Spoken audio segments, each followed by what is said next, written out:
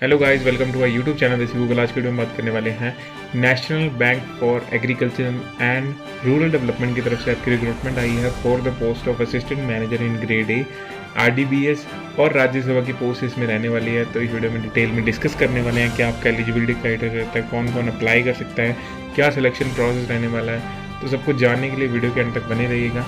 And there नहीं करते हुए let's know about it guys. तो वीडियो शुरू करने से पहले सबसे पहले इंपॉर्टेंट डेट्स की बात कर लेते हैं। 27 जुलाई 2024 से आपका एप्लीकेशन जो है स्टार्ट हो चुकी है और 15 अगस्त 2024 आपकी लास्ट डेट रहने वाली है। फेज़ 1 जो प्रीलिमिनरी ऑनलाइन एग्जामिनेशन रहने वाला है वो 1 सितंबर 2024 को रहने वाला है। बाकी NABARD reserve the right to make changes in the date of examinations, जो कि इनकी तरफ से कभी भी हो सकती है। बात करते हैं आपकी नंबर ऑफ वैकेंसीज और रिजर्वेशन की। तो सबसे पहले नंबर पे आती है ग्रेड ए की आरडीबीएस राज्यसभा की वैकेंसीज जो इसमें रहने वाली हैं। तो सबसे पहले जैसे आप देख सकते हैं असिस्टेंट मैनेजर सबसे पहले नंबर पे आरडीबीएस की पोस्ट है, जिसमें जनरल की आपकी 50 वैकेंसीज है। चार्टर्ड अकाउंटेंट देखने को मिलेगा 4 वैकेंसीज हैं। फाइनेंस की 7 वैकेंसीज हैं। कंप्यूटर इंफॉर्मेशन टेक्नोलॉजी की 16 वैकेंसीज हैं। एग्रीकल्चर की 2 वैकेंसीज हैं। एनिमल हस्बेंड्री की 2 वैकेंसीज हैं। फिशरीज़ की 1, फूड प्रोसेसिंग की 1, फॉरेस्ट्री की 2, प्लांटेशन एंड हॉर्टिकल्चर की 1, जियो इन्फॉर्मेटिक्स की 1, डेवलपमेंट मैनेजमेंट की 3, स्टैटिस्टिक्स की 2, सिविल इंजीनियरिंग की 3, इलेक्ट्रिकल इंजीनियरिंग की 1, एनवायरमेंटल इंजीनियरिंग या साइंस की 2, ह्यूमन रिसोर्स मैनेजमेंट की आपकी 2 वैकेंसीज। इसके साथ असिस्टेंट मैनेजर आरडीबीएस टोटल आपकी जो रहने वाली है वो 100 वैकेंसी हैं टोटल मिला के। और सेकंड नंबर पे जो असिस्टेंट मैनेजर राज्यसभा की है वो टोटल 2 वैकेंसीज मिला के आपका ग्रैंड टोटल जो है 102 वैकेंसी इसके अंदर वैकेंसी रहने वाली है पूरे नोटिफिकेशन में। नेक्स्ट अब हम बात कर लेते हैं एलिजिबिलिटी क्राइटेरिया की। तो एलिजिबिलिटी क्राइटेरिया के अंदर आपके जो एजुकेशन क्वालिफिकेशन सबसे पहले बात करते हैं।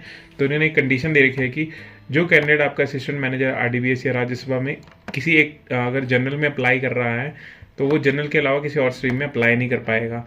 इसी के साथ साथ अगर कोई कैंडिडेट जो कि असिस्टेंट मैनेजर राज्यसभा में अप्लाई कर रहा है वो आपका कैंडिडेट असिस्टेंट मैनेजर आरडीबीएस के अंदर अप्लाई नहीं कर पाएगा। दोनों इनके अपोजिट रहने वाले हैं। बात करते हैं आपके असिस्टेंट मैनेजर इन ग्रेड ए आपकी rural development banking services RDBS जो जिसका फुल फॉर्म है। इसके अंदर जनरल के अंदर अगर आपने बैचलर्स डिग्री कर रखी है in any subject, minimum 60% marks हैं आपके, तो आप इसमें एलिजिबल रहने वाले हैं। चार्टर्ड अकाउंटेंट के अंदर जो है आपकी bachelor's degree in any discipline या विद आपकी मेंबरशिप चाहिए Institute of Chartered Accountants of India. आपकी जो मेंबरशिप है must have been obtained on और बिफोर 1 जुलाई 2024। फाइनेंस की बात करते हैं आपकी, आप अगर आपने BBA finance banking, BMS finance banking से कर रखी है विद 60% मार्क्स तो आप एलिजिबल रहने वाले हैं। या फिर आपने 2 ईयर्स का फुल टाइम पीजी डिप्लोमा कर रखा है इन मैनेजमेंट फाइनेंस के अंदर, या फिर आपने फुल टाइम एमबीए फाइनेंस के अंदर कर रखी है, एमएमएस फाइनेंस के अंदर कर रखी है विद 55 मार्क्स आपके, इसमें तो आप एलिजिबल रहने वाले हैं। इसके अंदर बैचलर्स आपके फाइनेंशियल और इन्वेस्टमेंट एनालिसिस विद 60% आपके मार्क्स के साथ आपने कर रखी है तो आप एलिजिबल रहने वाले हैं। नेक्स्ट आपकी बात करते हैं कंप्यूटर इन्फॉर्मेशन टेक्नोलॉजी। इसमें अपने बैचलर्स अगर आपने इन्फॉर्मेशन टेक्नोलॉजी या कंप्यूटर साइंस या कंप्यूटर एप्लीकेशन इन्फॉर्मेशन टेक्नोलॉजी के साथ electronics and telecommunication, electronics and communication, electronics and instrumentation, data science, machine learning and artificial intelligence में कर रखी है और 60% मार्क्स आपके तो आप एलिजिबल रहने वाले हैं।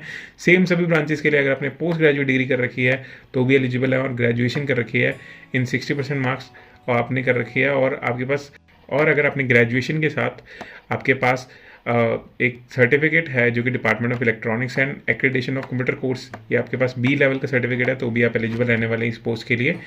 बात करते हैं एग्रीकल्चर के लिए। तो एग्रीकल्चर के लिए मिनिमम बैचलर्स डिग्री मांगी है in agriculture with minimum 60% marks आपके पास होने चाहिए, या फिर आपने 2 ईयर्स का full time post graduation degree कर रखी है इन एग्रीकल्चर जिसमें फील्ड सॉइल साइंस और एग्रोनॉमी रहने वाले हैं तो आपने एलिजिबल रहने वाले हैं इसके अंदर। एनिमल हस्बेंड्री की बात करते हैं तो अगर आपने बैचलर्स डिग्री वेटनरी साइंसेज और एनिमल हस्बेंड्री के अंदर कर रखी है, या फिर आपने पोस्ट ग्रेजुएशन डिग्री आपने वेटनरी साइंसेज और एनिमल हस्बेंड्री के अंदर कर रखी है तो आप एलिजिबल रहने वाले हैं इसके अंदर।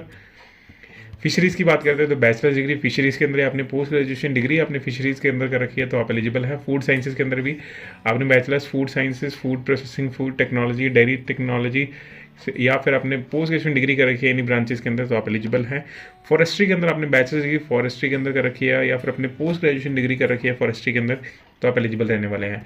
प्लांटेशन और हॉर्टिकल्चर की बात करते हैं तो अपने बैचलर्स डिग्री या पोस्ट ग्रेजुएशन डिग्री कर रखी है तो आप एलिजिबल हैं।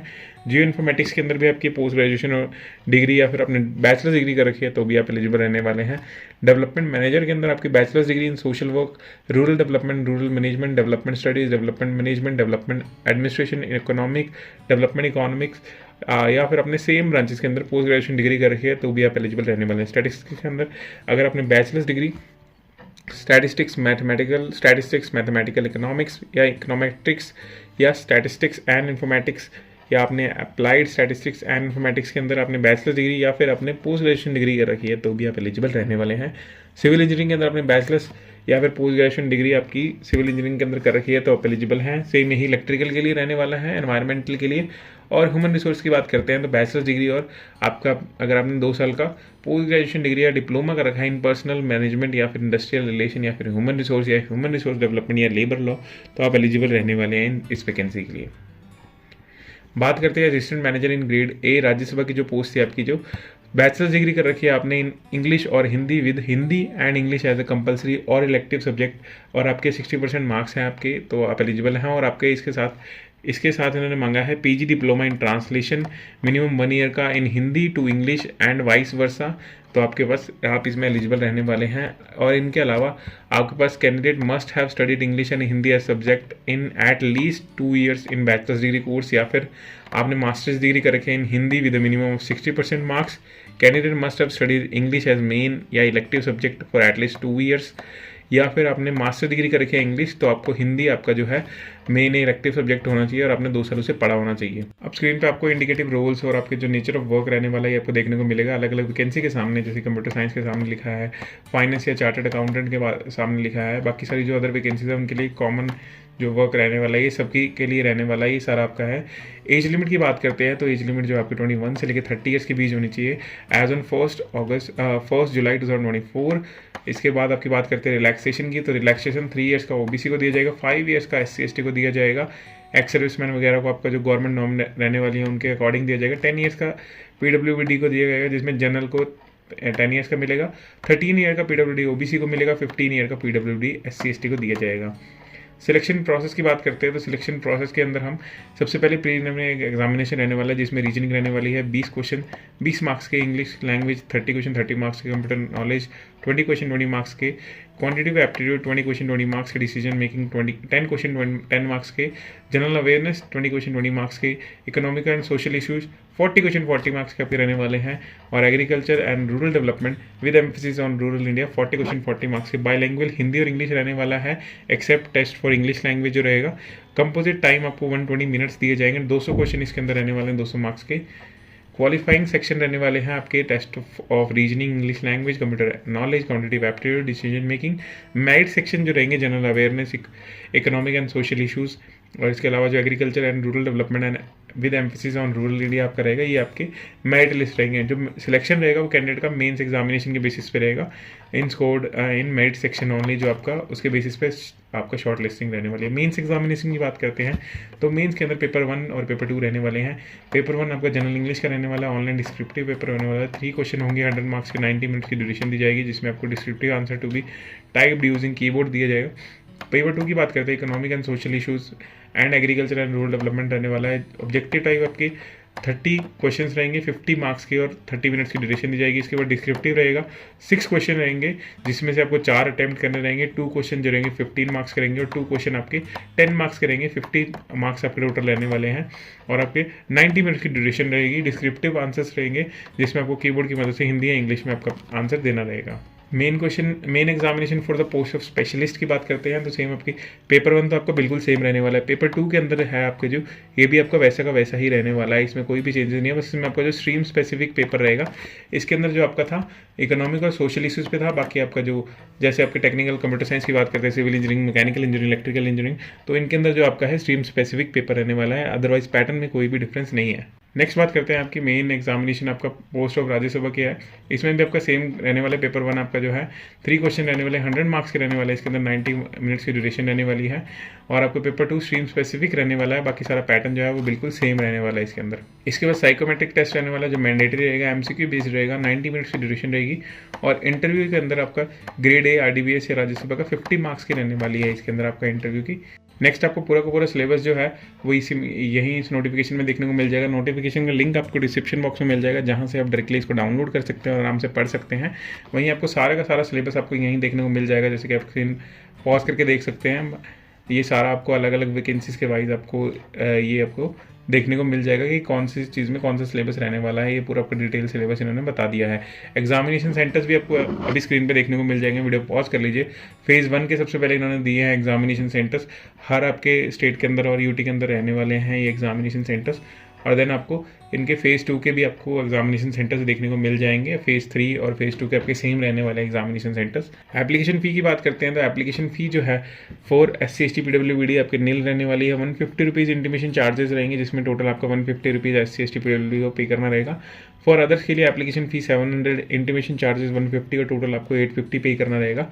स्टाफ के लिए जो आपके ऑल नाबार्ड जो एम्प्लॉयज़ रहेंगे वो क्राइटेरिया वुड बी एलिजिबल, उन्हें फीस पे करने की जरूरत। एम्यूलमेंट्स की बात करते हैं तो सिलेक्टेड कैंडिडेट जो रहेंगे will draw basic salary of 44,500 per month in the pay scale of 44,500 to 89,150। इसके अंदर जो आपका टोटल रहेगा, इनिशियल जो मंथली ग्रॉस एम्यूलमेंट रहेंगे यार अप्रॉक्सीमेटली 1 लाख रुपीज़ रहने वाला है आपका मंथली, जो कि जिसमें आपका dearness allowance, local compensatory allowance, house rent allowance, grade allowance, ये सब मिला के आपका 1 लाख रुपीज़ रहने वाला है इनिशियली। इसके अलावा जो आपको मेडिकल फैसिलिटीज़ मिल जाएंगी, ये सारे प्रीरिक्विजिट आप आराम से वीडियो पॉज करके पढ़ लीजिएगा। ये सारे आपको फैसिलिटीज़ मिलने वाली हैं, ये सारी चीज़ें आपको as a add on benefits मिल जाएंगी। NPS भी इसके अंदर रहेगा। आपको अप्लाई कैसे करना है? अप्लाई आपको NABARD.org की वेबसाइट पे जाके करना है, जिसका लिंक आपको डिस्क्रिप्शन बॉक्स में मिल जाएगा, जहाँ से जाके आप डायरेक्टली अप्लाई कर पाएंगे। सबसे पहले आपको एप्लीकेशन रजिस्ट्रेशन करना रहेगा, देन आपको एप्लीकेशन पूरा फिल करने के बाद फीस पेमेंट रहेगी, और एंड में आपको फोटोग्राफ और साइन जो है आपको अपलोड करने रहेंगे स्कैन आपकी। और कैंडिडेट अप्लाई जो कर सकते हैं, डेट मैंने आपको पहले बता चुका हूँ, 27 जुलाई 2024 से लेकर आपका 15 अगस्त 2024 तक आप अप्लाई कर पाएंगे। किसी भी और मोड में अप्लाई नहीं कर सकते, सिर्फ ऑनलाइन ही आपको अप्लाई करना रहेगा। इसके अंदर आपको ये इंपॉर्टेंट चीज़ ये रहेंगी जो आपको रजिस्ट्रेशन से पहले आपके पास होनी चाहिए। स्कैन फोटोकॉपी, स्कैन आपके left thumb impression, signature, photograph आपके कैपिटल लेटर्स के अंदर ये आपको लिख के, आपको पूरा का पूरा ये लिख के आपको एक वाइट पेपर के ऊपर और आपको स्कैन करके रखना है। ये बाद में आपको अपलोड करना रहेगा जब आप फॉर्म फिल कर रहे होंगे। पूरा का पूरा एप्लीकेशन रजिस्ट्रेशन प्रोसेस इन्होंने बता रखा है यहीं के, ताकि आप आराम से इसको कर पाएँ। आप आराम से वीडियो पॉज करके पूरा का पूरा प्रोसेस देख लीजिए और साथ साथ आप इसको भर भी सकते हैं। एप्लीकेशन जो है आप फीस जो है आप ऑनलाइन मोड में करेंगे, जिसके आप debit card, credit card, internet banking आप किसी भी थ्रू कर सकते हैं, UPI के थ्रू भी कर सकते हैं। इसके अलावा कोई भी अदर मोड से आप फीस पेमेंट नहीं कर पाएंगे। फीस जो है नॉन रिफंडेबल है, जैसे कि मैं आपको पहले भी बता चुका हूँ।